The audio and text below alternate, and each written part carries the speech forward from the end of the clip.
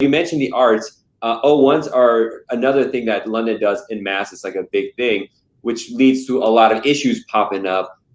What has been your relationship with London and O1 and things you've seen? Sure. So, I mean, it's always an evolution, and it has to do with who's in charge at the time. It's no longer such a big issue, but there was a huge there was a period of time where anybody who was applying for an O1 was recommending not to go to London. They sort of had their unofficial "Are you Googleable" standard, and so if you weren't if you were in a public-facing type role, like acting or singing or performing of some type, and you weren't Googleable, you typically were not going to get your O1 visa, despite the fact that USCIS had already approved it. Yeah. That's changed, thankfully. We don't, that supervisor has left, and we don't see that happening as much. The harder part right now is getting the interviews at all.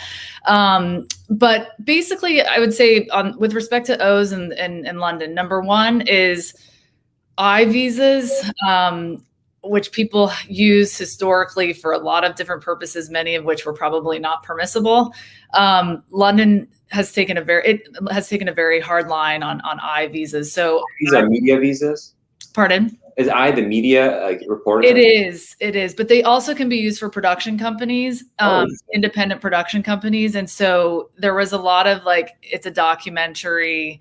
And so London really cracked down on those. So now I think from a practice standpoint, even though eyes are not subject to the travel ban, I still am cautious when it comes to some sort of, production type request, because I still have battle scars from London taking a very hard line on those.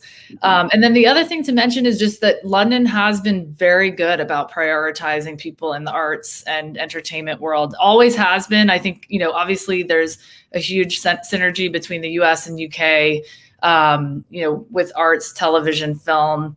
And so that's been a blessing. Sometimes you shake your head thinking well, I've got this guy who could, solve COVID, or I've got this amazing, actor, and they'll get the actor in. But, I think it's good for the clients that we represent as far as how they're prioritized with the embassy. The other note of caution, just for current times, is O2s are much, much harder to get interviews for right now.